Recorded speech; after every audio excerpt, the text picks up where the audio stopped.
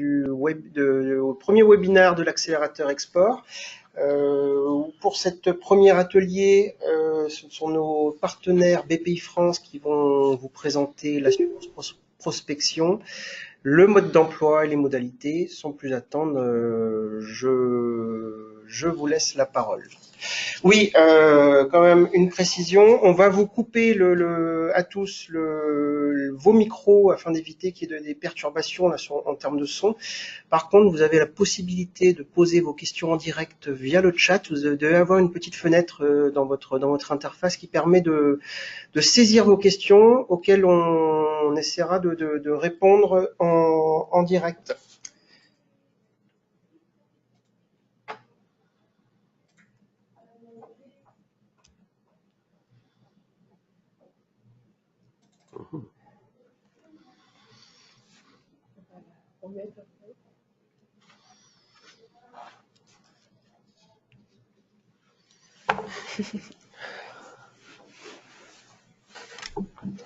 Bonjour à tous, donc je suis Guillaume Emery, chargé d'affaires internationales chez BPI France à l'agence de Caen, donc en charge de vous accompagner, vous les entreprises qui êtes sur le secteur du Calvados, de l'Orne et de la Manche. Bonjour à tous, Émilie Délin, donc BPI France, je suis chargée d'affaires internationales à Rouen, sur la direction régionale de Rouen, donc Haute-Normandie, et je couvre les départements de Seine-Maritime et de l'Eure pour tous vos projets export. Alors, aujourd'hui, du coup, nous allons vous présenter le produit assurance prospection de manière assez détaillée. Donc, le but, c'est que ce soit interactif. Hein, on peut faire une présentation en 5 minutes comme en 2 heures. Le plus de questions vous aurez, le mieux ce sera pour que tout le monde ait une compréhension très approfondie de ce produit. Donc, n'hésitez pas.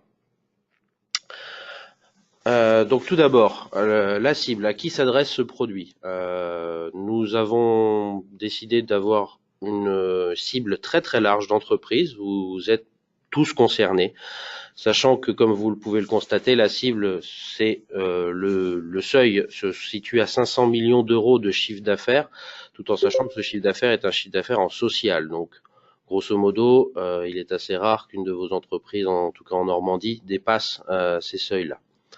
Une chose très importante pour nous, nous sommes là pour favoriser l'industrie française, le service français, les entreprises françaises. La part du coût française doit être importante, doit être supérieure à 20%.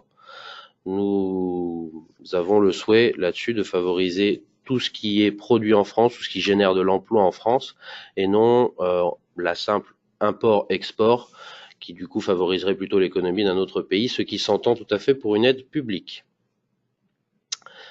Du coup, nous vous accompagnons dans tous les pays.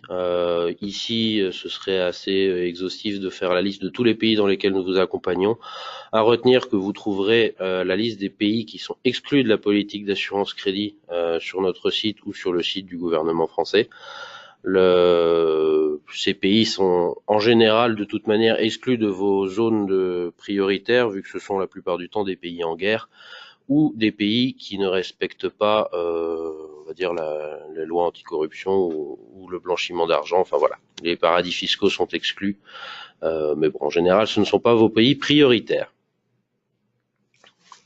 L'objectif donc de l'assurance prospection, c'est avant tout de vous accompagner donc sur votre démarche export et de vous aider à mettre dès le départ les moyens financiers qui vont vous permettre d'avoir un développement qui va pouvoir se faire le plus rapidement possible et dans les meilleures conditions, parce qu'on sait que la trésorerie pour l'entreprise, bien entendu, c'est le nerf de la guerre. Donc, le but de l'assurance prospection, nouvelle formule 2018, c'est vraiment de vous apporter un soutien en trésorerie pour faciliter vos démarches de prospection de nouveaux marchés étrangers. Donc, le but, c'est bien sûr de vous accompagner sur des pays sur lesquels vous n'avez pas de chiffre d'affaires export ou très peu de chiffre d'affaires export, puisqu'on est en phase de prospection. Sinon, on aura d'autres réponses à vous apporter si vous êtes plutôt en phase de développement.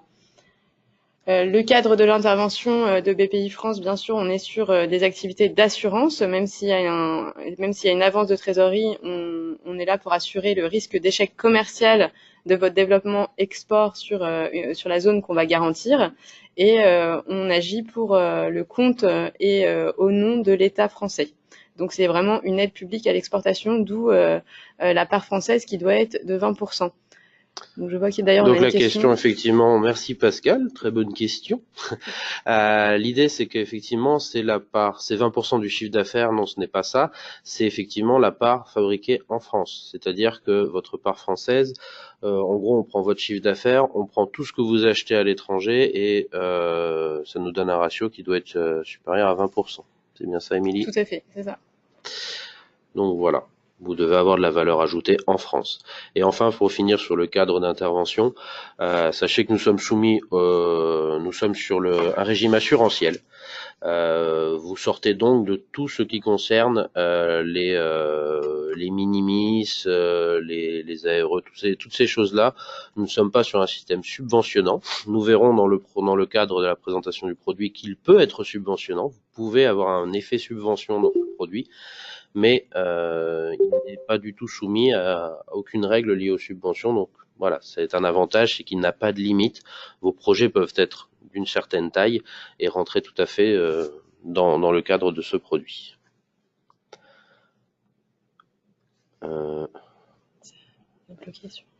Non, c'est bon.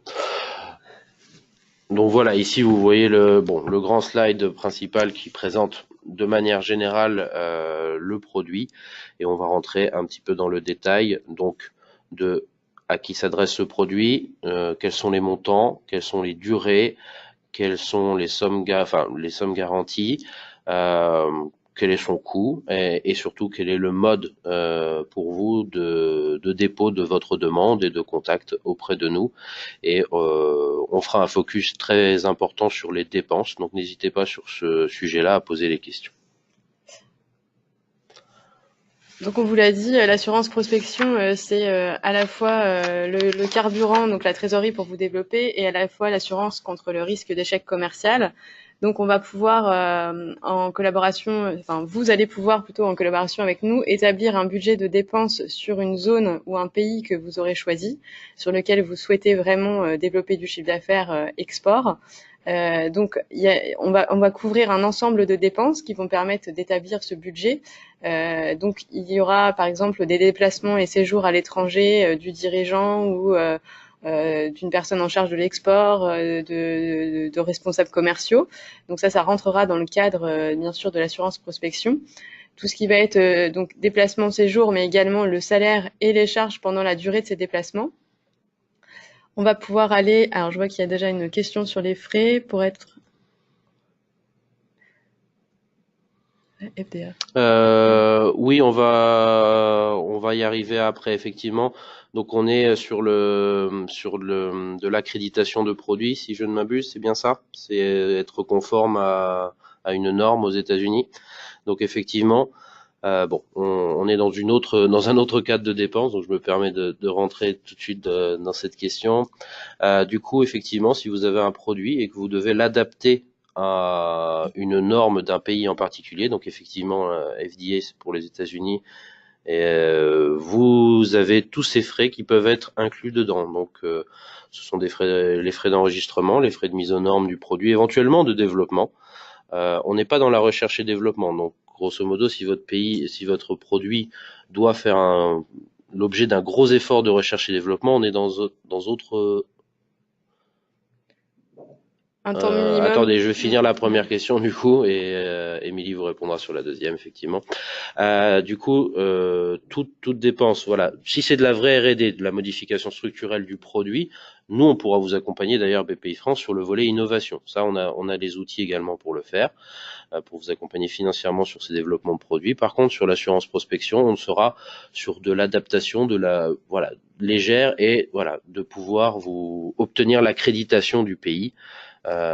Effectivement, tout ça rentrera en compte, et si je ne m'abuse, on a assez vite quelques dizaines de milliers d'euros pour accréditer des produits aux États-Unis avec le FDA.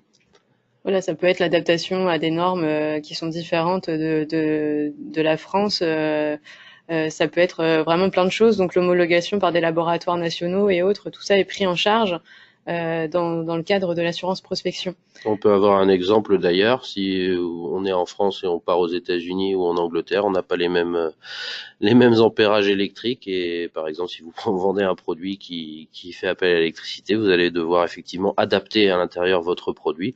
C'est pas de la recherche, c'est pas compliqué à faire, mais ça demande quand même des dépenses, ça demande éventuellement une modification de votre ligne de production. Voilà, ces dépenses d'adaptation du produit peuvent rentrer en ligne. Alors sur la question, y a-t-il un temps minimum à passer lors du déplacement à l'étranger? Non, il n'y a pas de temps minimum à passer. Après, il ne faut pas que ce soit un temps en continu, puisque sinon on n'est plus sur un déplacement. Mais donc il y aura un forfait. Donc on prendra à la fois en charge vos billets d'avion, tout ce qui est visa, tout ce qui va être location d'une voiture pour se rendre dans le pays et sur place. Et après, il y aura donc pour le dirigeant ou les salariés qui se déplacent, il y aura un forfait de 200 € par jour pour tout ce qui est hébergement, restauration et frais divers sur place, et un forfait de 200 € par jour également par personne pour la rémunération. Donc ça fait déjà une enveloppe assez conséquente, donc de 400 € avec hébergement, restauration et rémunération. Voilà pour répondre à cette question-là. Donc après, pour enchaîner sur les autres frais qui peuvent être pris en charge, on a tout ce qui est également création d'un service export. Dans le cas où vous recrutez une personne qui va être dédiée à 100% à la zone garantie, on pourra prendre à la fois en charge les frais que vous aurez eus si vous passez par un cabinet de recrutement, également donc le salaire de cette personne pendant toute la durée de la prospection, de la période de prospection, donc pendant 2 ans ou 3 ans, et le salaire également les charges patronales liées au recrutement de cette personne. Donc, quand vous faites votre demande d'assurance prospection, il faut que la personne que vous avez recrutée l'ait été avant, 6 mois maximum avant votre dépôt de demande, pour qu'elle puisse être prise en charge. Après, il peut y avoir un deuxième cas. Cette personne peut avoir été recrutée recrutée pour à la fois intervenir sur la zone garantie et à la fois pour intervenir en France. Dans ce cas-là, on ne prendra que 50% des frais de recrutement et de rémunération. Alors, si la personne n'est pas en France, ça peut être un VIE ou ça peut être une personne, un agent commercial sur place. Pour un stagiaire école de commerce, normalement ça rentre dans le cadre. Après, il faut voir comment est formulé son contrat. N'oubliez pas, voilà. C'est l'intitulé de son poste et de sa fonction qui est très important, parce qu'à partir du moment où on aura des dépenses liées à un recrutement, ce sont des dépenses que systématiquement on contrôlera. Ça peut se comprendre parce que là, on prend en charge vraiment l'intégralité des dépenses, votre salarié entre guillemets, ne vous coûte plus rien. En tout cas, en risque, en partie, on dérisque énormément l'embauche. C'est pour vraiment l'inciter très fortement et ça fait des sommes importantes. Quoi qu'il advienne, ce sont des postes qui seront contrôlés. Donc, on demandera le contrat de travail.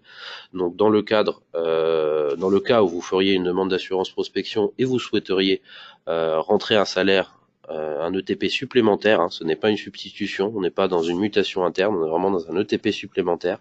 Vous devriez fournir le contrat de travail au moment de justifier vos dépenses. Et donc, du coup, il faut bien qu'il soit estampillé export international. Voilà. Si on a le stagiaire, on l'embauche, on le rémunère et effectivement, on met que sa mission, c'est développement international. Voilà. De telle zone. Vraiment que ce soit très précisément écrit dans le libellé. Après, on pourra prendre en charge effectivement aussi tout ce qui est foire, salon. Attends 2 secondes, il y avait une question avant qui était sur qu'on a vu passer rapidement, y compris si la personne n'est pas en France. Alors oui, justement, surtout si la personne n'est pas en France, on peut prendre en charge son embauche. Et si elle est en France, comme l'a dit Émilie, là on prendra 50% des charges salariales, du salaire complet chargé. On peut prendre 100% si elle est dédiée complètement au développement de la zone garantie, même si elle est en France. Si c'est un directeur export, par exemple. Oui, tout à fait. Voilà. Alors, la réponse est non. Il y a une date de dépôt d'une demande qui correspond à la date de prise en compte des dépenses pour l'assurance prospection. On peut revenir 1 mois avant cette date de dépense.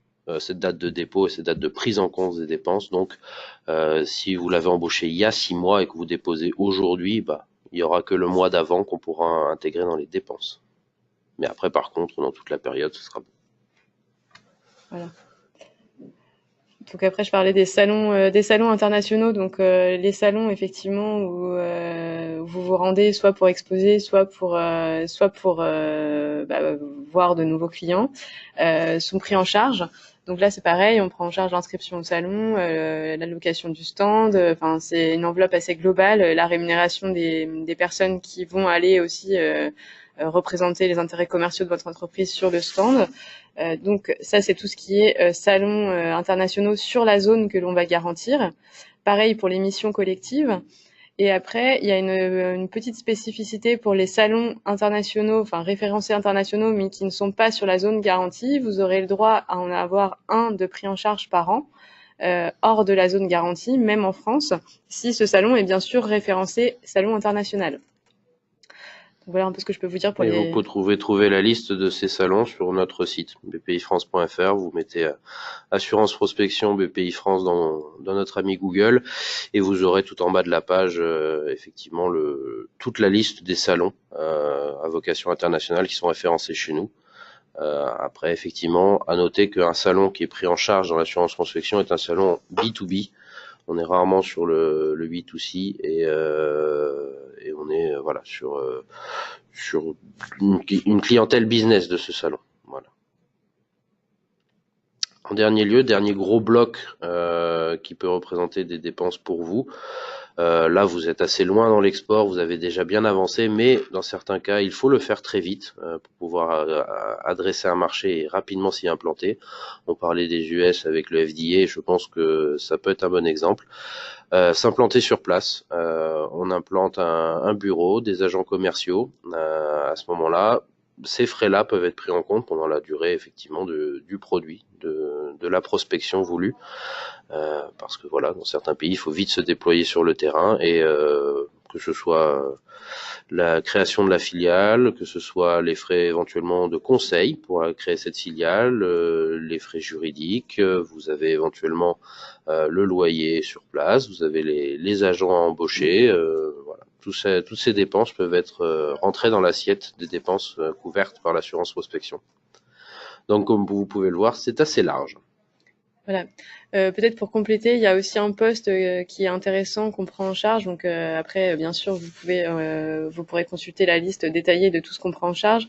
Mais quand vous recevez des clients étrangers, donc en France, on prend également les frais de transport et d'hébergement de vos clients pour qu'ils puissent visiter vos installations, voir comment vous produisez et autres. Et ça peut être très intéressant pour votre développement export.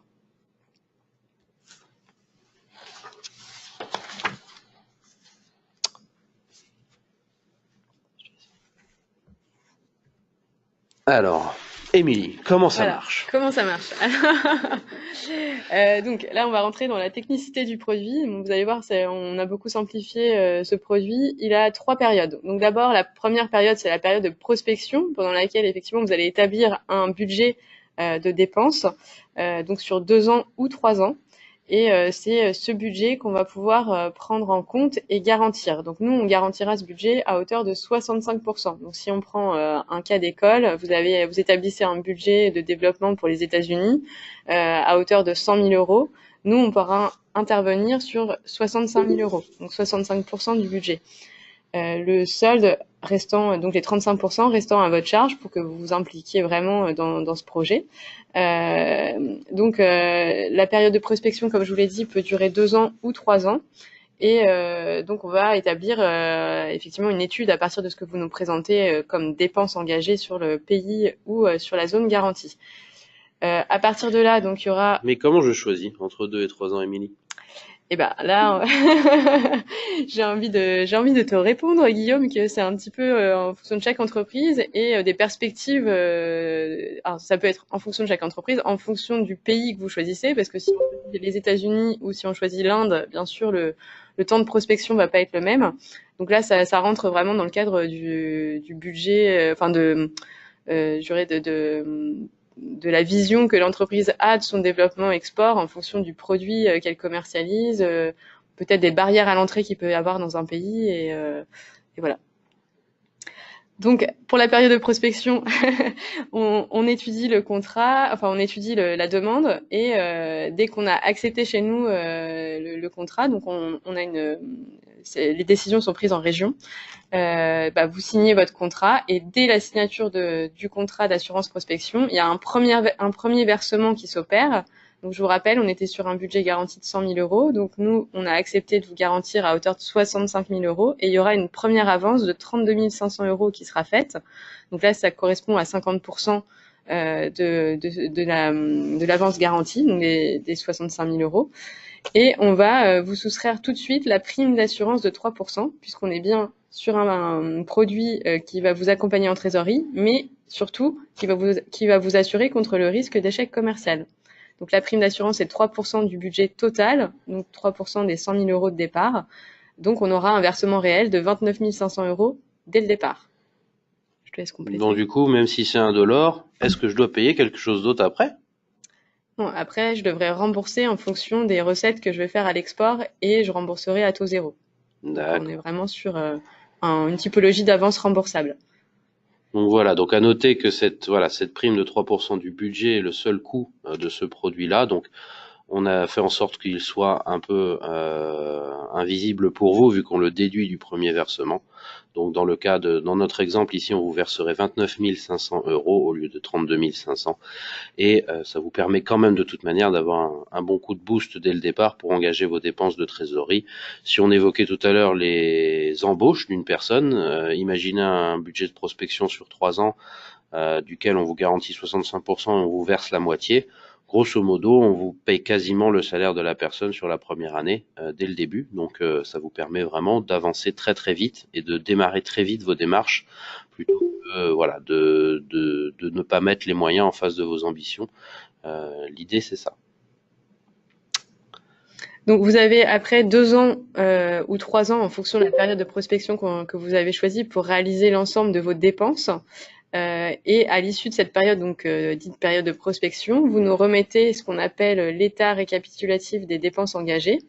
Donc il faut que vous ayez fait 100 000 euros de dépenses engagées minimum, puisque nous on s'est positionné sur un budget de 100 000 euros.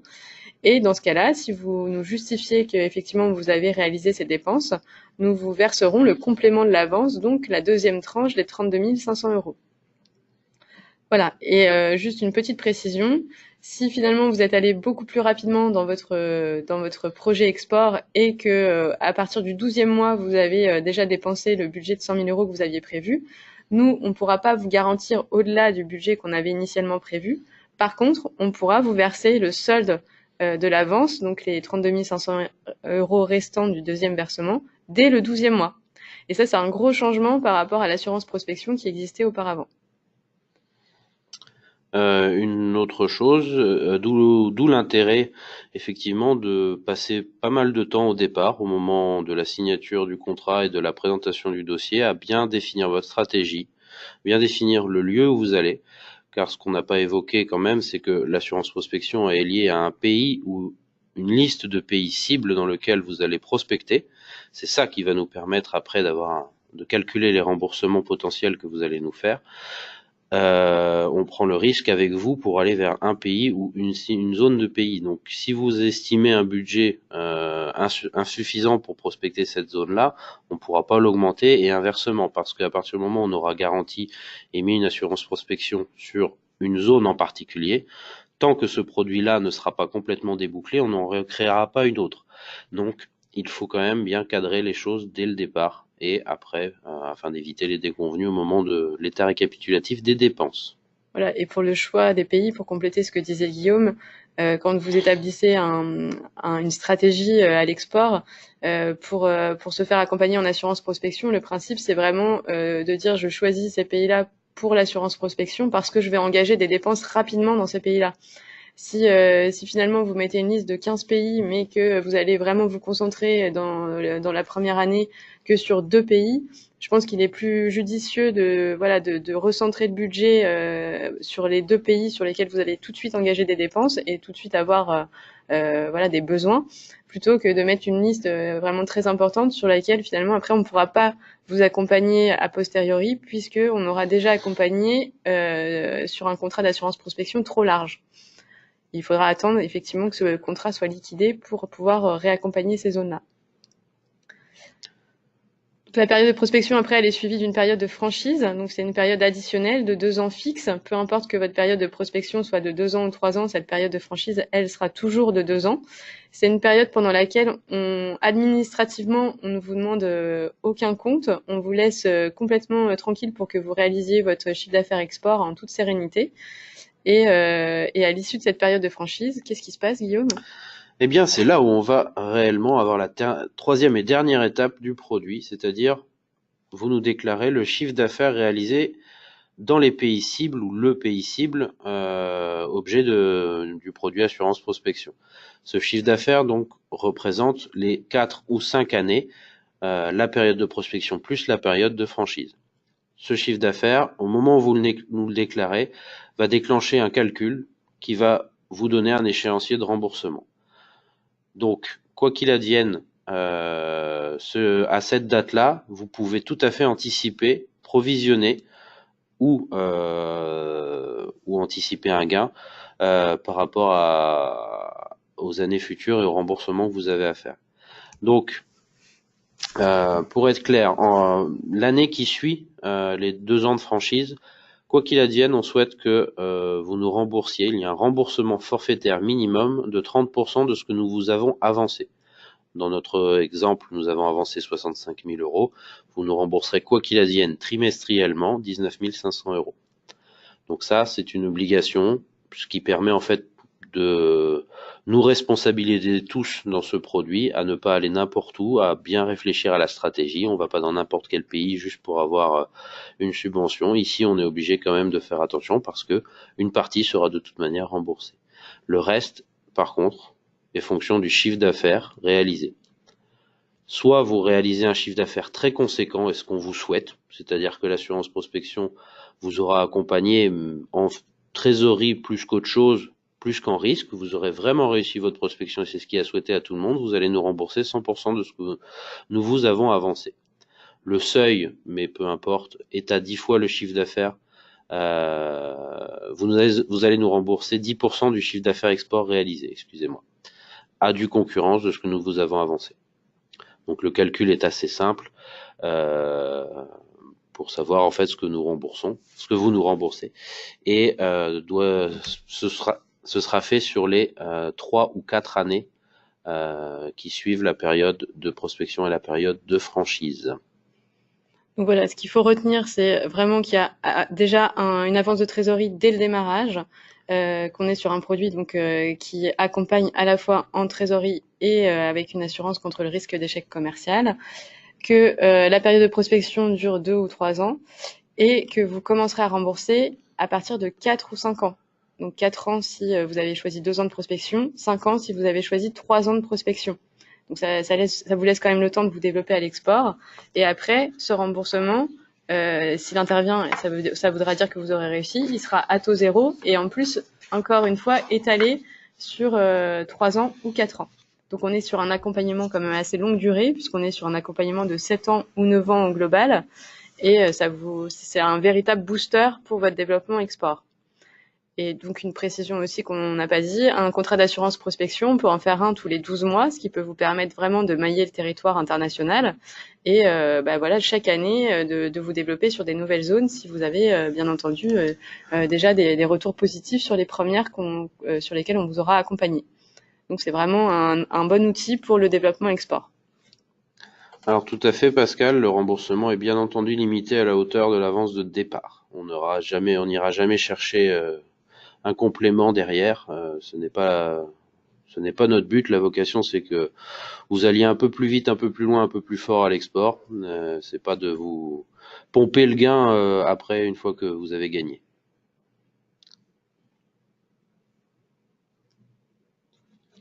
Donc, à retenir, une première étape, on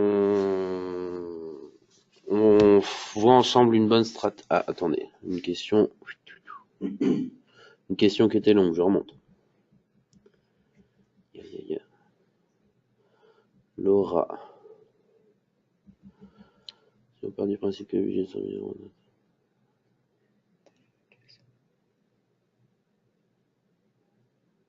La période de remboursement.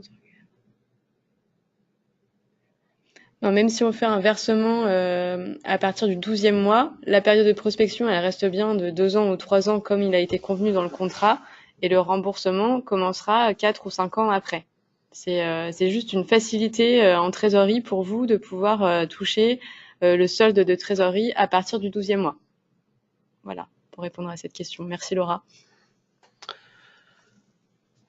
Donc, 3 étapes clés. La première, on fait très attention au moment de la signature du contrat, la stratégie, où est-ce qu'on va, comment on y va et avec quels moyens.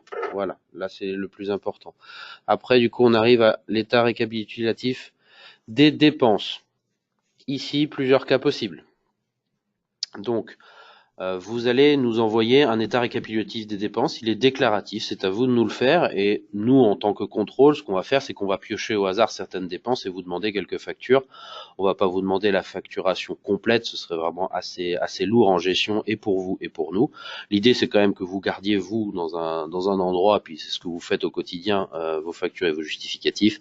Et nous, on en demandera certains, sauf pour les contrats de travail, on les demandera systématiquement.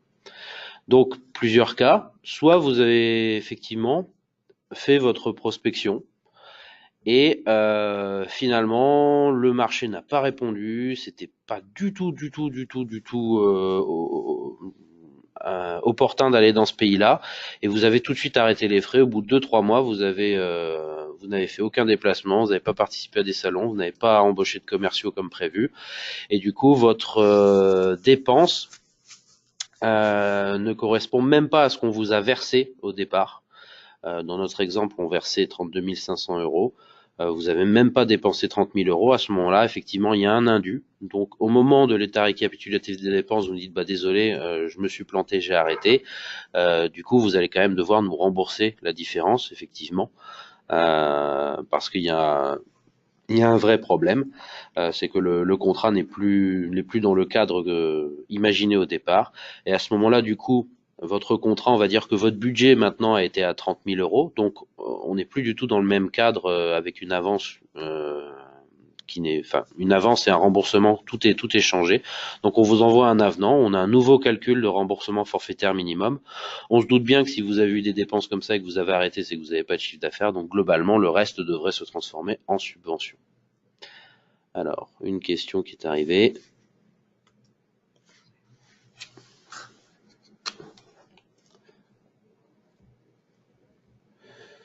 Si dans la période de prospection, la personne recrutée ne convient pas et qu'elle est remplacée, peut-on intégrer les salaires du remplaçant? C'est une question assez pertinente et coquine. Merci Guillaume. Je pense que oui. Je ne saurais pas vous le dire avec grande certitude.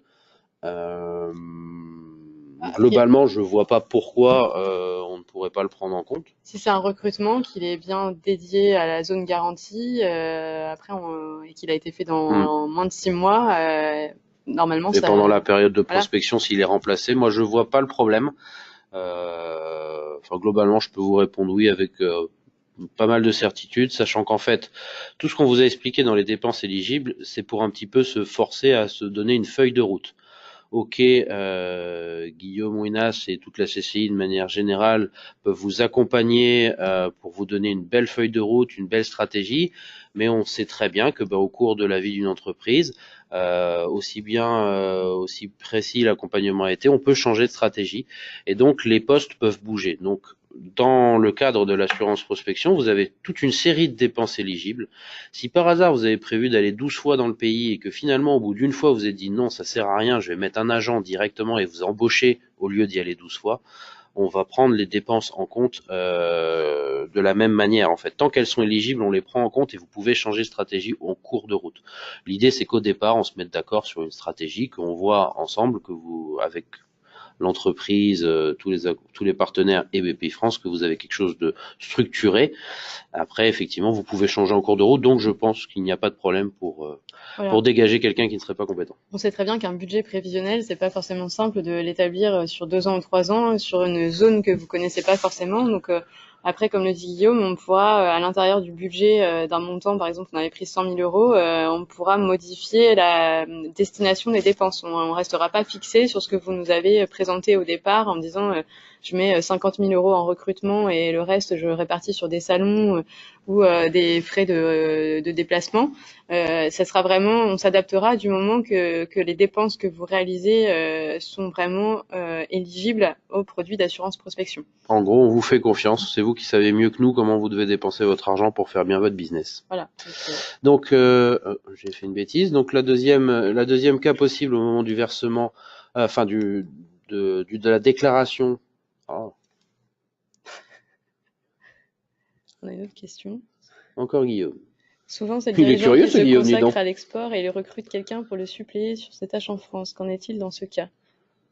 Dans ce cas, si c'est le dirigeant, il y aura uniquement ses déplacements, sa rémunération pendant ses déplacements et son forfait d'hébergement qui seront pris en charge. Parce qu'il reste un dirigeant, il ne devient pas un responsable export en déléguant l'intégralité de ses tâches en France. Donc non, il n'y aura pas de prise en charge du salaire de manière intégrale. Pouvez-vous me nommer Non, ça on va... D'accord. Du coup, le deuxième cas possible quand on a un état récapitulatif des dépenses, c'est que du coup, on est un petit peu dans un hybride. Vous n'avez pas dépensé tout à fait les 100 000 euros. Donc, grosso modo, c'est sur le deuxième versement où on recalculera la bonne indemnité. On vous indemnise toujours 65% des dépenses que vous avez réalisées. Si par hasard, au lieu de 100 000, c'est devenu 80, on n'a pas trop versé dans la première tranche, et donc du coup on va juste recalculer une deuxième tranche et recalculer un renforcement forfaitaire minimum et laisser le contrat courir. Et dans la plupart des cas, nous serons sur un budget tout à fait atteint, et à ce moment-là, le contrat se déroule de la manière dont on vous a expliqué avec le deuxième versement des 50% de l'indemnité. Le remboursement forfaitaire minimum, donc c'est les 30% de l'avance qu'on aura réalisée qui, dans tous les cas, seront remboursés.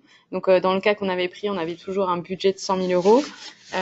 On avait donc une avance de la part de BPI France de 65 000 euros. Donc dans tous les cas, vous rembourserez 19 500 euros, peu importe le chiffre d'affaires export que vous réaliserez à l'issue de la période des 4 ans ou des 5 ans. Donc le remboursement forfaitaire minimum, c'est le constat du chiffre d'affaires export réalisé sur la période. Et là, il peut se présenter donc plusieurs hypothèses aussi. Donc si le chiffre d'affaires export est inférieur ou égal à 3 fois le montant de l'avance qu'on a réalisé. Donc je vous rappelle, l'avance était bien 65 000 euros. Donc, on prend un exemple, vous déclarez 180 000 euros de chiffre d'affaires export. On est bien inférieur à 3 fois le montant de l'avance, inférieur donc à 3 fois 65 000 euros.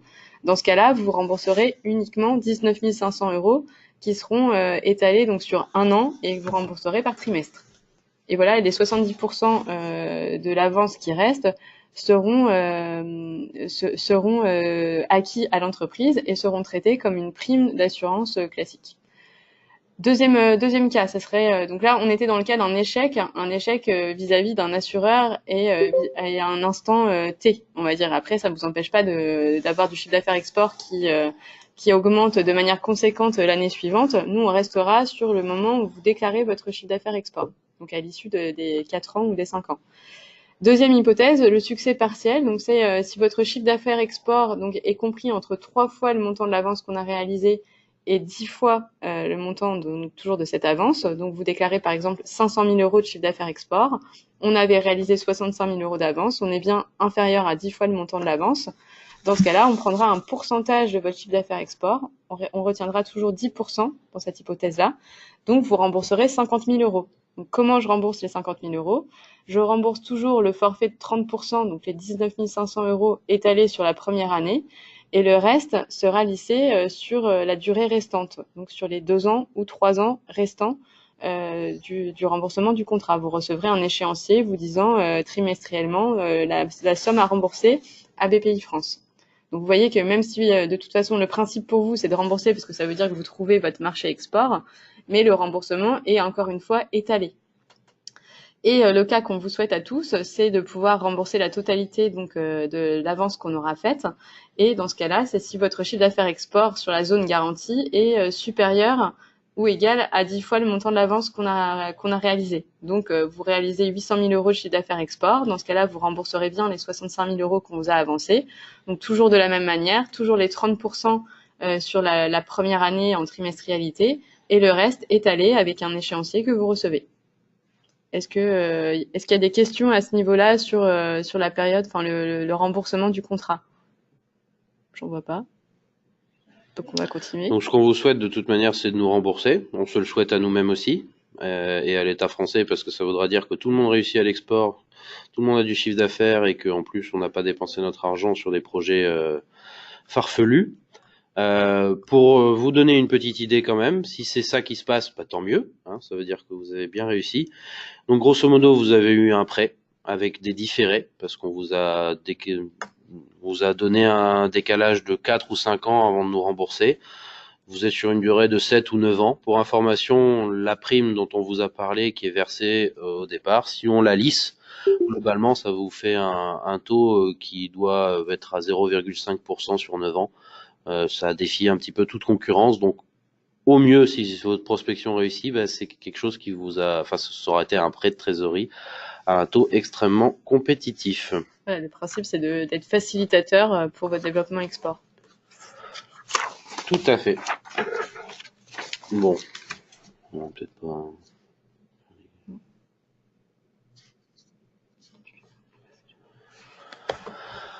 Bon, ça, on a déjà fait beaucoup de. Vous avez de toute manière une présentation, comme vous voyez, qui est très très très détaillée. Donc, si vous avez des questions, n'hésitez pas. C'est plus vite que les choses. Oui, si vous le souhaitez, c'est possible. Tout simplement parce que, comme on l'a évoqué avant, par exemple, j'ai décidé de faire mon assurance prospection sur les USA. Je ne peux pas en refaire une deuxième sur les USA. Et on peut imaginer que sur un projet, enfin, sur un pays de cette taille-là, on a plusieurs à-coups à faire. Si par hasard ça s'est très bien passé, que vous savez très bien que vous allez exploser le chiffre d'affaires, mais que vous voulez refaire un deuxième produit, bah vous ne pouvez pas. Donc effectivement, rembourser par anticipation est tout à fait possible. Vous dites ok, moi je suis certain de faire le chiffre d'affaires, je vous fais le chèque et puis on peut repartir sur un nouveau plan de financement puisque je me suis bien développé, pourquoi pas. Donc effectivement, on peut aller plus vite que la musique. Mais par contre, si on repart sur un nouveau plan de financement aux USA et que vous avez déjà du chiffre d'affaires export, le chiffre d'affaires export des États-Unis comptera dans le chiffre d'affaires que vous devrez déclarer à l'issue de la période de prospection une garantie d'une deuxième contrat sur les États-Unis. Donc voilà. En termes de délai, comment ça se passe, Guillaume? Eh ben, on s'engage quand même à être assez réactif. La demande se fait en ligne, donc c'est assez simple. Hein, c'est comme si vous allez sur n'importe quel site de vente acheter sur Internet, vous créez votre compte et vous nous déposez votre demande. Donc, on a effectivement par contre des documents juridiques, statuts, toutes ces joyeuseries que vous devez nous fournir, hein, bien sûr les bilans et les justificatifs de domicile, la carte d'identité, enfin voilà, toutes ces choses-là qu'on est obligé de demander parce que on n'oublie pas que nous sommes une banque. L'idée, par contre, c'est quand même de se voir si vous avez le temps et nous aussi. Le mieux, c'est quand même d'organiser un petit rendez-vous pour pouvoir gérer ensemble le projet et puis le travailler tout ensemble. Mais une fois que vous avez déposé et que la demande est réputée complète, parce qu'effectivement on a besoin de toutes ces pièces, normalement on est censé vous envoyer le contrat sous 30 jours, donc sous un mois. Et c'est le client qui renvoie. Oui. 30 jours. Oui, mais nous on a quand même 30 jours à peu près aussi. Mais bon, bref. Et après, effectivement, une fois qu'on a édité le contrat, vous avez 30 jours pour nous le renvoyer, sinon il est annulé.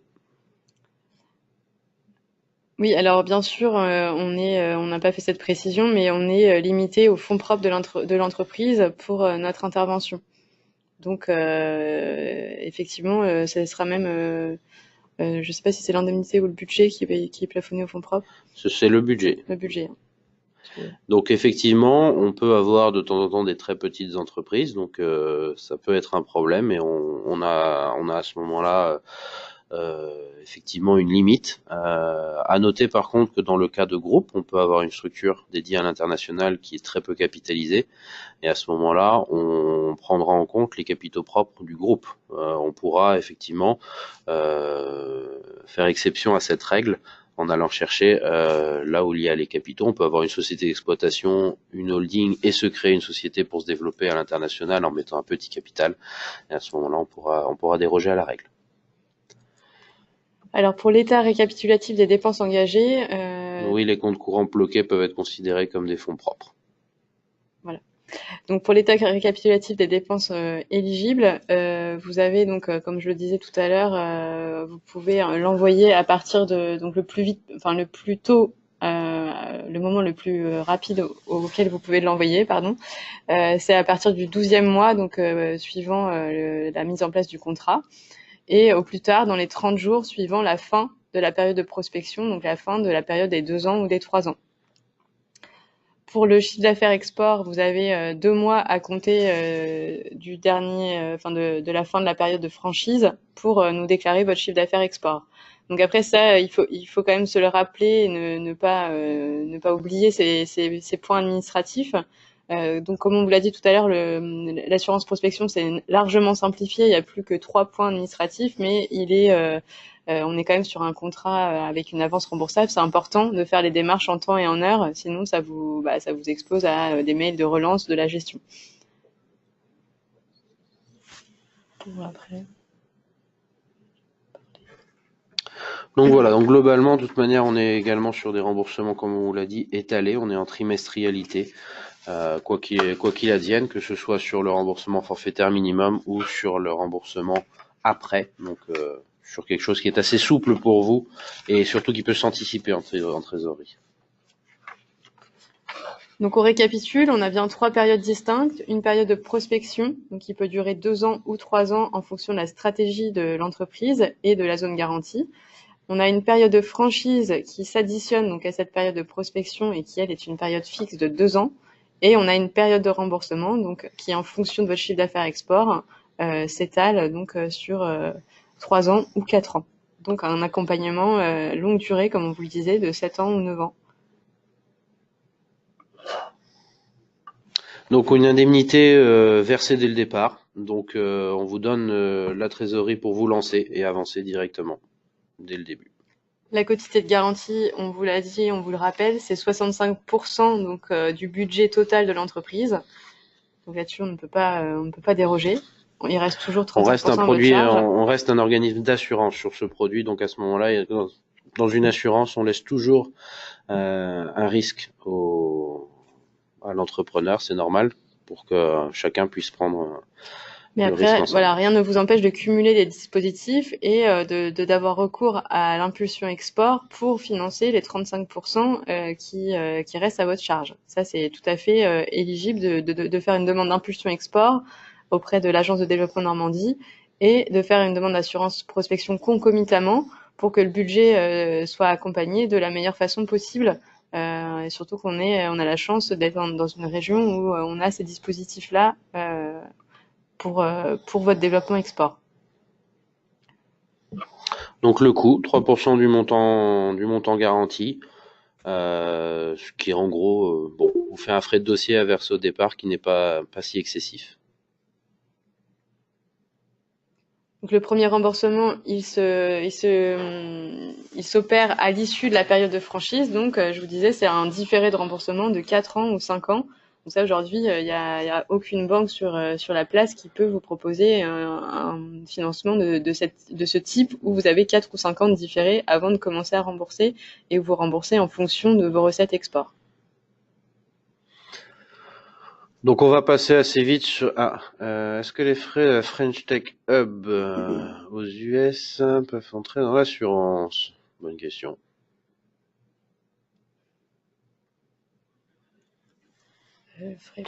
Après, qu'est-ce que sont les frais qu'est-ce que comprennent les frais de French Tech Hub? Est-ce que vous pouvez détailler un petit peu? Tout ce qui est études de marché, il n'y a pas de problème. Ça rentre dans... En fait, c'est plus le... Parce que de temps en temps, vous pouvez avoir certaines prestations, certaines choses qui comprennent plusieurs typologies de dépenses. Donc, c'est vraiment à quoi est destiné cet argent. Donc là, si ce sont des études de marché, oui, il n'y a pas de problème.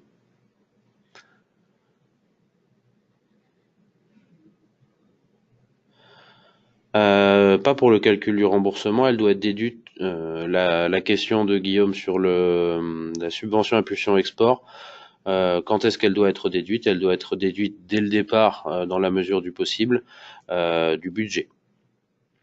On imagine un budget effectivement à 150 000 euros, il y a 50 000 euros d'impulsion export, nous on prendra 100 000 euros d'assurance prospection.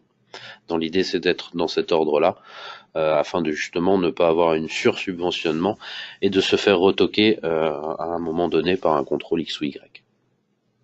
Dans le process, on va aller assez vite parce que de toute manière, l'idée, c'est que vous aurez nos contacts et vous avez nos coordonnées et nous sommes la porte d'entrée et c'est nous qui allons faire les études de votre dossier, le présenter et le défendre en interne pour qu'il soit le mieux accompagné possible.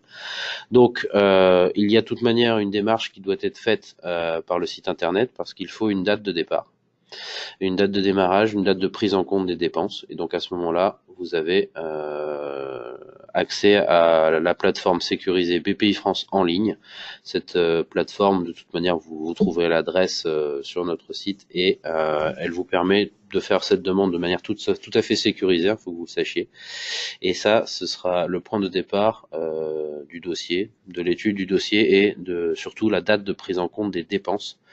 Si vous voulez vite commencer vos dépenses, vous faites la demande et après on commence l'étude, on se rapproche de vous, que ce soit Émilie ou moi-même, pour vous demander éventuellement des documents complémentaires et après lancer l'étude. Voilà. Donc l'étude, bien sûr, le dépôt du dossier, c'est relativement simple, hein. À partir du moment où vous avez déjà établi votre budget, c'est rapide. Vous pouvez le faire en plusieurs fois et vous reconnecter plusieurs fois et valider une fois que vous avez l'ensemble des éléments. Il y a des sauvegardes au fur et à mesure qui se font si vous voulez commencer à monter votre dossier et ne pas transmettre le jour même la demande. À savoir qu'à partir du moment où vous faites votre dépôt de demande, cette date de dépôt peut, donc Guillaume l'a dit tout à l'heure, peut nous permettre de rétroagir 30 jours avant cette date de dépôt, ou alors de faire démarrer le contrat d'assurance prospection 2 mois après. Ça, c'est à votre choix, en fonction du moment où vous effectuez votre recrutement ou au moment où vous allez aller sur un salon international. C'est vraiment vous qui nous dites et qui conditionnez ce moment, ce début d'intervention. Voilà. Donc voilà, vous avez dans la fin du PowerPoint tout le détail si vous souhaitez vraiment en rentrer. Enfin là, ce serait assez long et assez fastidieux de refaire le site internet avec vous. Quoi qu'il advienne, on peut vous y accompagner. Hein, et puis si vous commencez à déposer une demande et que vous avez des doutes, dans ce PowerPoint, vous avez quand même, je pense, beaucoup de réponses. Donc vous n'hésitez pas. Hein, voilà, vous voyez, ce sont des captures d'écran qu'on vous fait qui sont extrêmement simple, hein, c'est les coordonnées de l'entreprise, qu'est-ce que vous souhaitez faire, votre stratégie, et après toute une liste de pièces jointes à avoir. Donc là, vous les avez, vous pouvez les anticiper et les demander avant de vous lancer dans la demande. Voilà, grosso modo, c'est assez simple. Donc n'hésitez pas si vous avez des questions complémentaires, c'est le moment, parce que nous arrivons à la fin, nous avons promis de prendre 1 heure et pas plus. Donc si vous avez des questions, n'hésitez pas. Et sinon, de toute manière, vous avez nos coordonnées, Émilie et moi-même, pour vous accompagner. Merci de votre attention, en tout cas. Et merci beaucoup pour votre présence. Merci à vous deux pour cette présentation très claire de l'assurance prospection. Alors, sachez que le webinaire sera mis en ligne, hein, pour pouvoir revisionner les présentations et les supports aussi vous seront à disposition.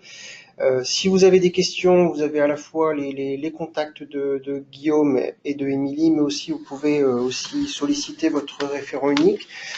On vous donne rendez-vous au prochain atelier qui aura lieu le mardi 25 septembre dans les locaux de l'agence à Colombelles. Ce sera sur le CETA, les accords commerciaux entre l'Europe et le Canada, où on aura des présentations, surtout une présentation des modalités au travers de la douane, et on sera en lien également avec le bureau canadien de Business France. On vous souhaite une très bonne journée et à très bientôt. Au revoir. Bonne journée.